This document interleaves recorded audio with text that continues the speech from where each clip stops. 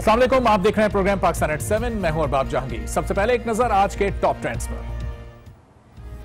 Green shirts जीत के सफर पर, काली आंधी के खिलाफ शाहीनों की मुसलसल दूसरी फतह। सोशल मीडिया पर hashtag Pakistan versus West Indies trending में सबसे आगे।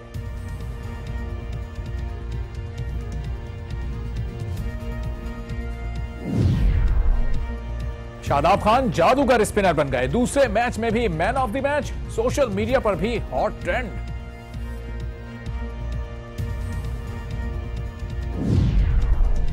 बाग Ibne Qasim for sale, opposition के मौसर एहतजाज ने मलिक रियाज को पार्क हुकूमत को वापस करने पर मजबूर कर दिया। सोशल मीडिया पर हैशटैग बहरिया टाउन टॉप ट्रेंड बन गया।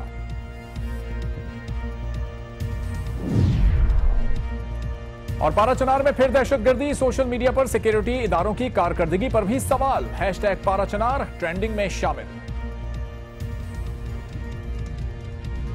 नाज़रीन, पाकिस्तान ने वेस्ट इंडीज की कमजोर टीम को एक बार फिर चित कर दिया, लेकिन इस बार मुकाबला सनसनीखेज हुआ और काली आंधी आखिरी बॉल तक हार मानने पर तैयार न थी। ग्रीन शर्ट्स की मुसलसल दूसरी कामयाबी के बाद सोशल मीडिया पर लोग खास से खुश नजर आए। कप्तान सरफराज अहमद ने लगातार छठी कामयाबी हासिल करके मिसबाह और संगाकारा को भी पीछे छोड़ दिया। लेकिन यह बात भी काबिल जिक्र है कि ये तमाम कामयाबियां कमजोर टीमों के खिलाफ हासिल की गई हैं। हैशटैग पाक वर्सेस वेस्ट इंडीज पर किन ख्यालात का इजहार किया जा रहा है, कुछ ट्वीट्स हम शामिल कर लेते हैं। फेसबुक पर फैसल इकबाल अपने स्टेटस में लिखते हैं कि मेरी हंसी नहीं रुक रही। पीटीवी स्पोर्ट्स पर शोएब अख्तर, सकलैन मुश्ताक, राशिद लतीफ और वसीम अकरम सभी अहमद शहजाद की एक्टिंग पर हंस रहे हैं। और फैसल इकबाल से हम आगे चलकर प्रोग्राम में बात भी करेंगे। मारूफ टेस्ट क्रिकेटर हैं ये। और अब कुछ मजीद ट्वीट शामिल करते हैं। मारूफ अदाकार फैसल कुरैशी ने अपने ट्वीट में पाकिस्तानी टीम को वेस्ट इंडीज के खिलाफ दूसरे T20 में जीत पर मुबारकबाद पेश की है। इसके बाद पाकिस्तान सुपर लीग की फ्रेंचाइज इस्लामाबाद यूनाइटेड की ऑफिशियल आईडी से ट्वीट में सरफराज अहमद अपनी कप्तानी में लगातार 6 T20 मैचेस जीतने पर कामयाबी पर उनको मुबारकबाद दी गई है। अहमद जमील ने भी पाकिस्तान को मुबारकबाद देते हुए सरफराज की कप्तानी को सराहा और लिखा है कि सरफराज को नहीं पता हार क्या होती है। साथ ही उन्होंने शादाब खान की कारकर्दगी को भी सराहा है। आयशा मीर ने भी अपने ट्वीट में पाकिस्तान को दूसरे T20 मैच में फतह की मुबारकबाद दी है। मोहम्मद जुनैद ने इमाद वसीम की थ्रो पर एवन लुइस के आउट होने के मंजर का क्लिप शेयर किया, जिसमें शादाब लुइस के साथ तसादुम से बचे हैं। ये मुख्तसर क्लिप भी आपको दिखाते हैं। लड़कों ने साबित कर दिया कि मुस्तकबिल में टीम को मजीद फतुहात की जानिब ले जाएंगे। और इसके बाद फराज हुसैन बलोच ने अपने ट्वीट में हसन अली का शानदार कमबैक तहरीर किया और नौजवान फास्ट बॉलर की तस्वीर भी उनकी जानिब से शेयर की गई है। और आखिर में एहतिशाम का ट्वीट है, जिसमें वो लिखते हैं कि हसन अली की जानिब से तेज रफ्तार गेंदबाजी का मुजाहरा किया गया। कुछ डिलीवरीज तो 140 किलोमीटर फी घंटा की रफ्तार के साथ थी। हसन अली रोज बरोज बेहतर हो रहे हैं। हैशटैग पाक वर्सेस वेस्ट इंडीज पर ये ट्वीट्स तो आपने जाने। और अब इसी बारे में बात करते हैं। हमारे साथ मौजूद हैं टेस्ट क्रिकेटर फैसल इकबाल। फैसल, पाकिस्तान ने सरफराज की कप्तानी में एक और जीत हासिल की, लेकिन सोशल मीडिया पर लोग ये सवाल भी कर रहे हैं कि ये तमाम कामयाबियां कमजोर टीमों के खिलाफ हैं। सरफराज का रियल टेस्ट तो अभी शुरू ही नहीं हुआ है। आप क्या कहते हैं इस बारे में?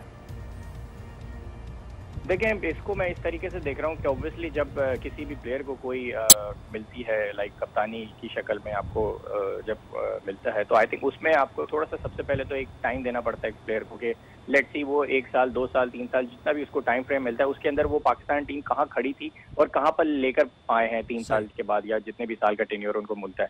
सबसे पहले तो आई थिंक मेरे पॉइंट ऑफ व्यू से अभी बहुत स्टार्ट में एकदम से उन पर क्रिटिसाइज करना जो है वो थोड़ा सा अर्ली होगा।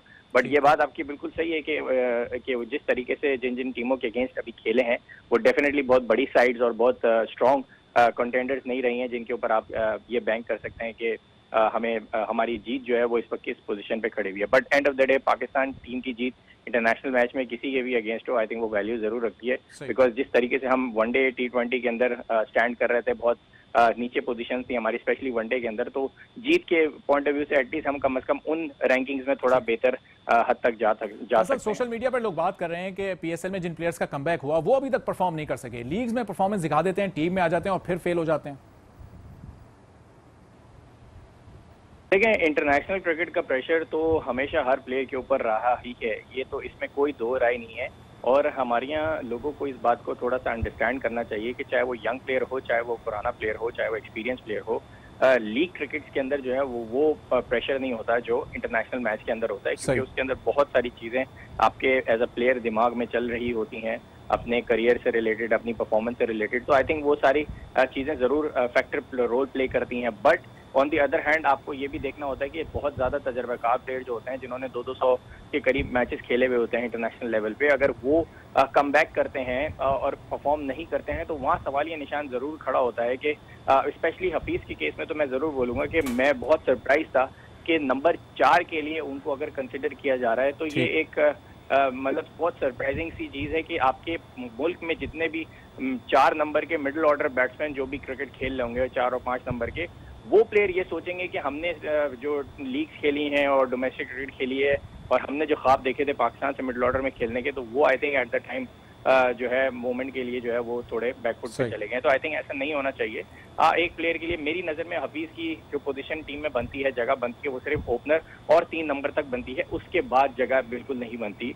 और अगर वो बनाने की कोशिश की जाएगी तो आई थिंक वो फिर आपके सामने यही होगा कि दूसरे प्लेयर भी डिसहार्टेड होंगे और जिन प्लेयरों ने आना है उनके लिए प्रॉब्लम होगी। लेकिन अगर आप फैसल बड़ा टेक्निकल पॉइंट आपने यहाँ पे रेस किया, ये बताएगा कि क्या खिलाड़ियों की खेल से ज्यादा दीगर एक्टिविटीज पर भी तवज्जो होती है? कल अहमद शहजाद का वाकया सोशल मीडिया पर बहुत वायरल हुआ, आपने भी इस पर एक दिलचस्प स्टेटस डाला था। पहले मैच में कामरान अकमल की मिस फील्डिंग पर बहुत ज्यादा सोशल मीडिया पर बात हुई, फील्डिंग में उनको ऐसा लग रहा है कि छुपाने की कोशिश की जा रही है।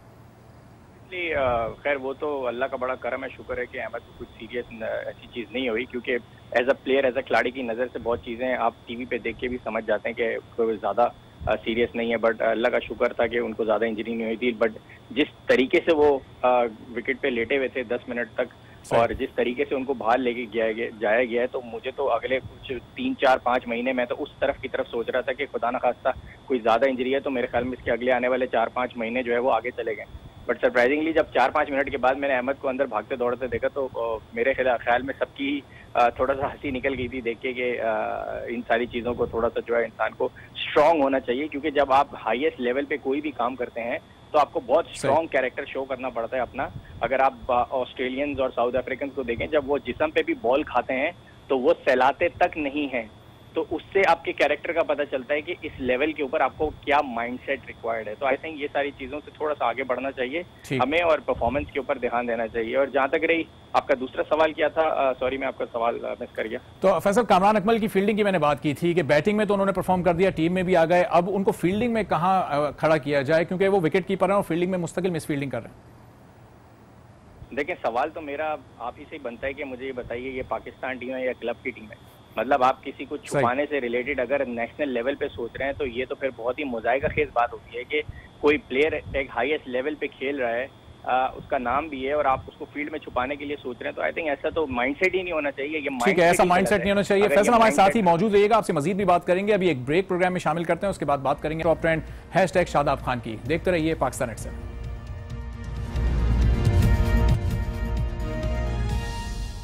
Welcome back. काली आंधी को अपनी गेंदों से घुमा देने वाले नौजवान स्पिनर शादाब खान के बड़े चर्चे हो रहे हैं। सीरीज में डेब्यू करने वाले शादाब खान मुसलसल दूसरे मैच में भी मैन ऑफ द मैच बनने के साथ ही सोशल मीडिया पर भी स्टार बन गए। सोशल मीडिया पर #शादाब खान पर क्या कुछ कहा जा रहा है, कुछ ट्वीट इस बारे में शामिल कर लेते हैं। आमना अलवी का ट्वीट है जिसमें पीसीबी को मुबारकबाद देते हुए कहती हैं कि शानदार कामयाबी बॉलर्स की मेहनत का नतीजा है, खुसूसन match winner performance Shadab Khan की है। हैंडलर FF ने शादाब खान की शानदार परफॉर्मेंस पर सईद अजमल की फर्जी मुकालमे के साथ तस्वीर शेयर की जिसमें सईद कह रहे हैं कि इस मुल्क की हवाओं में स्पिनर्स हैं, मुझे तो रोक लोगे लेकिन इस हवा को कैसे रोकोगे।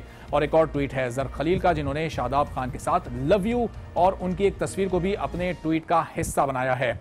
और अब जो #शादाब खान के ट्वीट्स आपने जाने, इसी पर बात करने के लिए इस वक्त हमारे साथ मौजूद हैं फैसल इकबाल ही, उनसे मजीद बात करते हैं। फैसल, शादाब ने बॉलिंग अच्छी की लेकिन पिच भी काफी साजगार थी और वेस्टइंडीज की बैटिंग लाइन भी स्पिन पर कमजोर है। सोशल मीडिया पर लोगों ने शादाब को स्टार बना दिया, सिर्फ 1-2 मैचेस की परफॉर्मेंस पर यहां बहुत जल्दी स्टार बना दिया जाता है और फिर भुला भी दिया जाता है।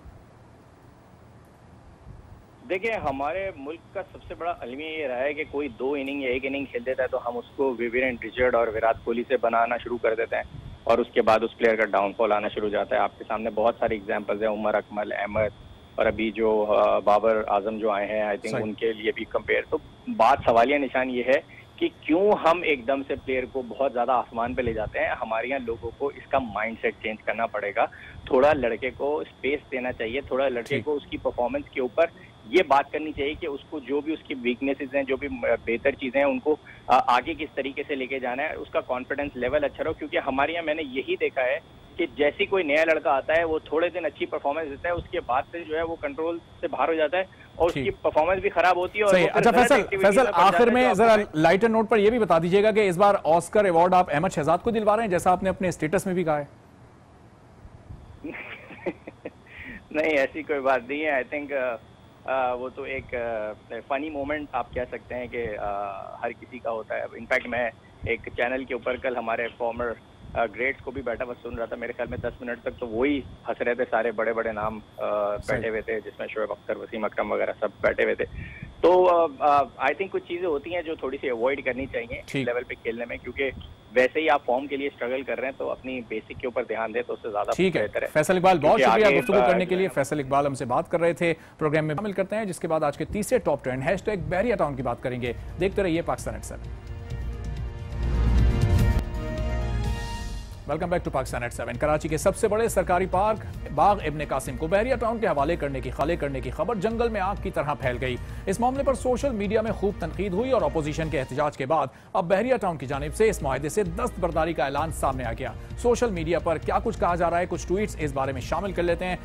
#बहरिया टाउन पर पहला ट्वीट है सीनियर जर्नलिस्ट मुबशिर जैदी का। इन्होंने कब्जा अलर्ट के कैप्शन से ट्वीट किया है कि सिंध हुकूमत ने 130 एकड़ पर मुहित कराची के सबसे बड़े पार्क बाग इब्ने कासिम को बहरिया टाउन के हवाले कर दिया। सीनियर जर्नलिस्ट अंसार नकवी लिखते हैं कि बाग इब्ने कासिम पर पीपल्स पार्टी हुकूमत और बहरिया टाउन की डील कोलैप्स कर गई। मलिक रियाज ने पार्क लेने से इनकार कर दिया, मामला सियासी हो गया। मारूफ कॉलम निगार मोहम्मद हनीफ ने न्यूयॉर्क टाइम्स में शाये होने वाली अपनी स्टोरी का लिंक शेयर करते हुए लिखा है कि मलिक रियाज अब्दुल्ला शाह गाजी के मजार के साथ क्या कर चुके हैं। सीनियर सहाफी जरार खोड़ो अपने ट्वीट में कराची के पानी और बिजली को बहरिया टाउन को देने से मुतालिक खबर का लिंक शेयर करते हुए लिखते हैं कि पार्क को बहरिया टाउन के हवाले किए जाने पर फिक्रमंद होने के बजाय इस मामले पर होना चाहिए था। और आखिरी ट्वीट है मारूफ social media activist Jibran Nasir का। उन्होंने लिखा है कि लोकल गवर्नमेंट ने बाग इब्ने कासिम बहरिया टाउन को सौंप दिया है। #बहरिया टाउन के ठाने। अब बात करते हैं आज के चौथे हैशटैग पारा चिनार की। कुराम एजेंसी का हेडक्वार्टर पारा चिनार फिर दहशतगर्दों के निशाने पर है। सोशल मीडिया पर दहशतगर्दी के अफसोसनाक वाकये की शदीद अल्फाज में मजम्मत की गई तो दूसरी जानिब सिक्योरिटी इदारों की कारकर्दगी पर भी सवालात उठाए गए। सोशल मीडिया पर कौन क्या सोच रहा है, ये जानने के लिए कुछ ट्वीट्स हम शामिल कर लेते हैं। मारूफ जर्नलिस्ट मुबशिर जैदी का इसमें भी ट्वीट है और अपने ट्वीट में बता रहे हैं कि पॉलिटिकल एडमिनिस्ट्रेटर के मुताबिक पारा चिनार में हलाकतें 20 से तजावुज कर गई हैं, जबकि 70 से ज्यादा अफराद जख्मी हैं। अवामी मुस्लिम लीग के सरबराह शेख रशीद ने अपने ट्वीट में इस वाकये को अफसोसनाक करार दिया और लिखा कि मासूम लोगों को दहशतगर्द हमले में निशाना बनाया गया। आसफा भुट्टो सरदारी ने अपने ट्वीट में जख्मियों के लिए खून के अतियात देने की अपील की है। अगला ट्वीट सना वहीद का है। इन्होंने अपने ट्वीट में 1 साल में पारा चिनार में तीसरे हमले को सिक्योरिटी इदारों का मैसिव फेलियर करार दिया है। फैसल सब्जवारी ने अपने ट्वीट में बुज़दिलाना हमले की मजम्मत की है और साथ ही हुकूमत की जानिब से कलअदम तंजीमों से नरमी इख्तियार करने से मुतालिक खबर पर गुस्से का भी इजहार किया है। गुलकार फखरे आलम ने लिखा है कि सुबह का आगाज अफसोसनाक खबर के साथ हुआ। दुख, दुआएं, गुस्सा और उम्मीद के मिले जुले जज्बात हैं, लड़ाई जारी है। और आखिरी ट्वीट है हैंडलर अजनबी लड़की का और उनकी जानिब से लिखा गया है कि धमाके में मरने वालों और लवाहिकीन के लिए दुआ गो हैं, अल्लाह पाकिस्तान की हिफाजत करे। फ्रेंड्स, आपने जाने सोशल मीडिया पर लोग कहां सही सोच रहे हैं और कहां वो गलत हैं, इसी का तयन करना इस प्रोग्राम का मकसद है। आपको आज का प्रोग्राम कैसा लगा, अपने फीडबैक के जरिए हमारे इस प्रोग्राम का हिस्सा बन सकते हैं और मुझे ट्विटर पर फॉलो भी कर सकते हैं। इसी के साथ मुझे इजाजत दीजिए। अल्लाह हाफिज।